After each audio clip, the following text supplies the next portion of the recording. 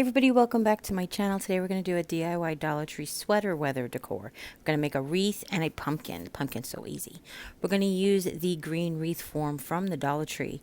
And if you guys remember a while back, we used a mop head to make our two-tiered wired rack. Today we're going to use all of the mop strings. You're going to use this cup decor, but this is just an option.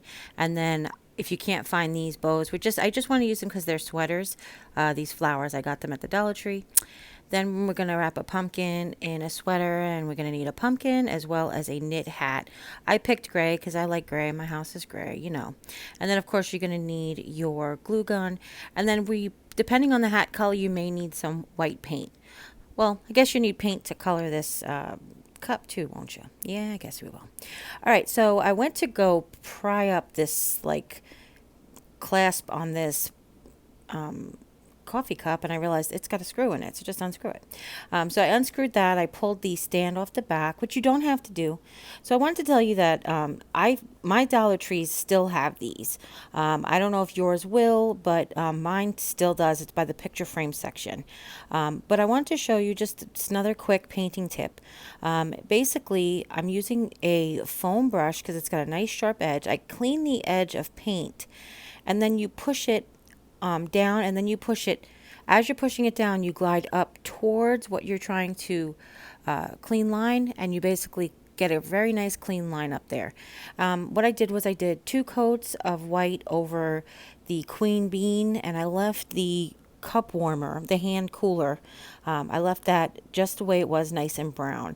Once these 2 coats will be dry, then we're going to go ahead and paint the lid brown. I used Waverly chalk paint in white, and just so you know, the Waverly chalk paint in truffle is the perfect color to match this coffee cozy. Okay, and that's really what it is. It's a coffee cozy or cup cozy. So now I just wanted to show you again what I did. So now I'm using a flat brush, and using the same technique, I push in until I get the paintbrush to lay nice and flat, and then I go along and get that sharp edge. Now I will tell you, it does take a little bit of a steady hand, but with practice you can have a steady hand. I know that I do have some natural talent, no doubt, but I also know that I learned a whole lot and practiced a lot just over the years. Okay, so you can do it. Don't give up on yourself. A lot of people leave in the comments that I'm so wish they were as crafty as I was. Honestly, I'm not as crafty as you think I am. I just learned a lot. Now I just decided to tap the extra paint off onto the back because I realized if you're going to hang this on a door and you'll see the back of that lid. So now once it's all dry, I just took a Sharpie and I wrote sweater weather, and I didn't space it out or plan it out, and you can tell because it looks lousy. It's not my favorite. It's not my favorite handwriting.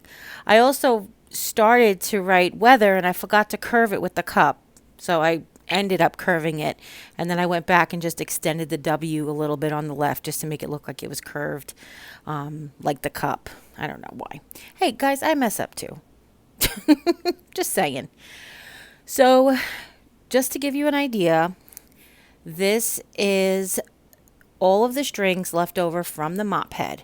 I will going to link in the video, in the description box down below, the video where we removed all of these strings from the mop head so that you can see how to do it. But this is a Dollar Tree cotton string mop, and it's got these really great strings on there that I feel like I love that they're varied in texture, color, and size. I felt like it really made it like a really knobby sweater look. And when we're going to add the cable knit to it, I'm giving you air quotes for cable knit, by the way. We add the cable knit to it. It just makes it feel like a really, like, I don't know, to me, like an Irish fisherman kind of sweater. Okay, so I am not too concerned that some of the string ends in the front, some ends in the back, because they do marry pretty well. Like they do meld together when you glue them over pretty well.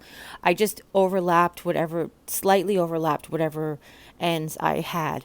But I also left it because I like that knobby feel. If you know what I'm talking about when I say an old Irish fisherman sweater, they're usually out of wool, and then they kind of, when they're old, they get like, you know, crusty and knobby. I don't know what I'm saying. Do you guys know what I'm saying? So basically, once you have the whole thing wrapped, then what we're going to do afterwards is we're going to create like the cable knit. Now, again, if you're new to my channel, I show you every step that I do on high speed so I can fit it in the time.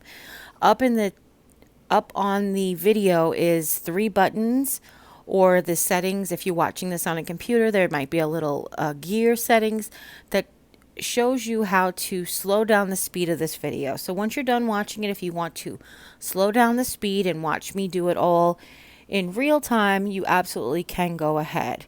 But some parts I just made super fast because you don't really need to watch me step by step wrap this wreath.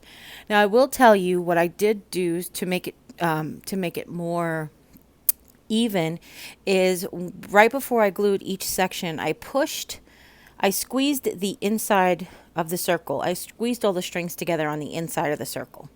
You want to try to keep the string as perpendicular to the section of the wreath that you're working at the time, because otherwise you'll have big spaces at the top and it'll be overcrowded on the inside.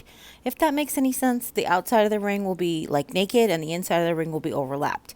But this is a very, very forgiving string. It's very, very loose,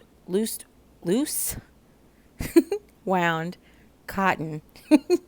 So it pushes together really nice. And whenever I had to glue on the inside of the circle, on the inside of the wreath, I made sure that I pushed all of the yarn together first, and then I hit it with the glue and then held it there for a second. Okay. And then when you get to the end, you want to make sure you do the same thing. Just squeeze the insides together so that the outsides, you can see here I'm doing it. And I'm just ending it by gluing over the existing string. And like I said, it's a really loose, like forgiving string. So now what I'm going to do is I'm going to take 4 cords and I'm going to purposefully not line them up.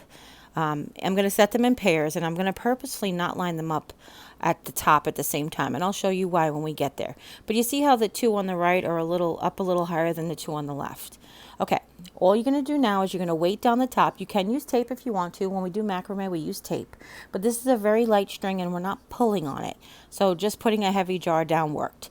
What you want to do while the strings lay flat is you want to take them in pairs and you want to overlap. And you can see that I'm just going back and forth and crisscrossing. I'm taking the 2 on the left and I'm overlapping the 2 on the right. And I'm going to continue. Every once in a while, I'm going to glue them down.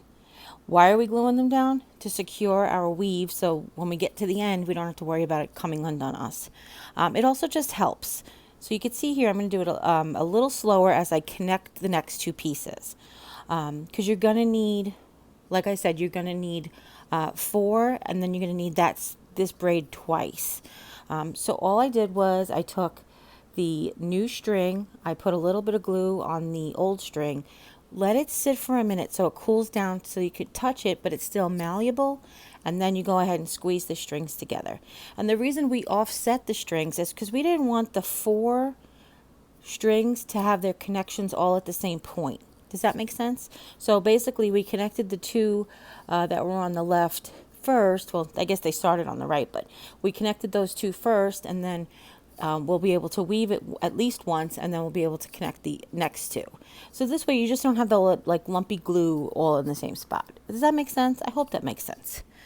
But just to repeat the same again, we're just going to attach the 2 ends of the string together, add a little glue, let it be cool to the touch, and then go ahead and squeeze the strings together so that you get one nice cohesive long string.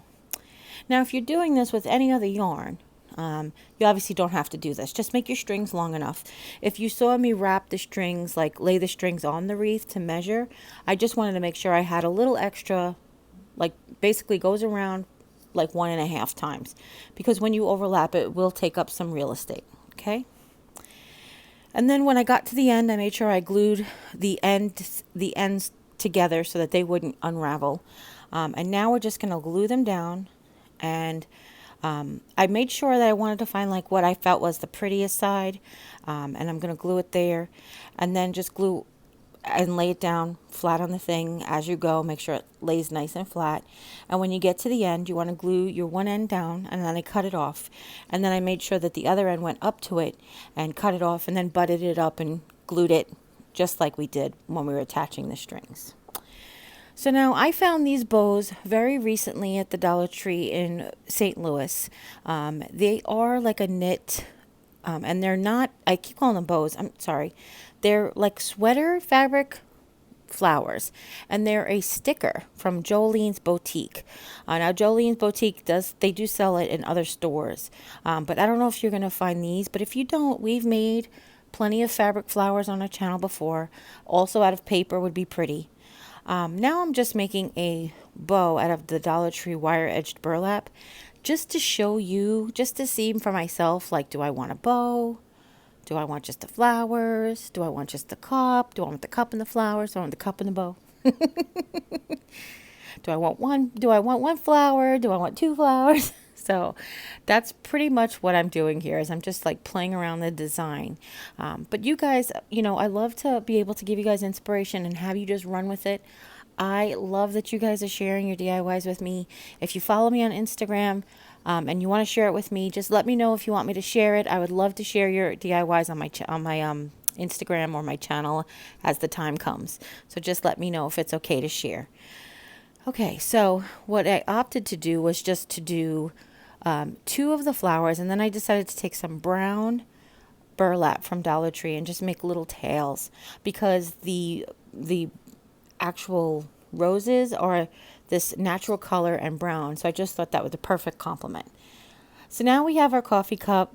I didn't draw the lines at the top of the coffee cup, but you could, if you wanted the little lines that, show you that, the lines, the demarcations of where the lid is. But what I did do is I turned it over and I glued 2 more of the cotton strings to the back. And then I glued 1 small piece to a loop, created like a loop, and then I glued that onto the back as well, so that I could hang it, basically, pretty much. And then I cut off the little piece that was hanging out in the front. And now, once your cup is dry and ready to go, you can just tie it on wherever you like, wherever you see fit, however your design will be. And then I just tied a knot in the back of each side, and once I was in the position that I wanted, went ahead and I trimmed off the extra string, and that's it. So here is how the sweater wreath came out. Oh my gosh, I love it so much. I don't like sweaters, but I like this wreath. And now this is a super quick DIY. You might have actually seen this other places before, but it's just covering a pumpkin in a sweater. Now, people have done this by getting sweaters at the thrift store. Some have actually done this before with the hats from the Dollar Tree as well. But this hat is a kid size hat. It's pretty much all you need. I picked it because it was gray. I would have liked to have been a sweater with texture, but it's not. It's just a plain sweater. However, I really wanted the color gray. But this one had a black lining. Now, if you want, you could leave the black lining. It just doesn't allow the hat to stretch like a knit, like the feel that I was going for. So I'm cutting the lining out, and I'm just taking my time. This hat is sewed with 2 seams at the top that cross each other. Basically, it makes an X in the top of what would be the hat. We're going to put that on the bottom of the pumpkin. So I made sure that I cut around where the lining met, basically around the brim. So then I was able to get in there and really just carefully cut that fleece lining off. Now, of course, don't throw the fleece lining away, because we'll use it. It's a piece of black fleece. We'll use that for sure. But what I realized when I put the hat on there, that now that I've opened up the knit, you can see the orange through the pumpkin. And I really didn't want the orange-gray feel, which I could have left. It didn't look terrible, but it just wasn't what I wanted. So I'm putting a really light coat of chalk paint all over the pumpkin. Just white chalk paint. You could put gray if you want to. You could put black if you want to. All of those would be good undertones with this gray hat. And then once it's dry, and it dries really quickly if you're careful to not put a thick coat. And you don't have to put a thick coat. I made sure that there was a nice good hole in the middle, and I'm just going to put the hat in. Again, I'm going to fix that X on the bottom. And now I just want to make sure I pull it as I go. You want to pull each section of the pumpkin. Now, the photograph that I took at the end doesn't really show the pumpkin segments, like the hills and valleys of the pumpkin, as well as it does in real life. So I apologize about that. But you can kind of see there how the pumpkin, how the hat really holds on to that pumpkin.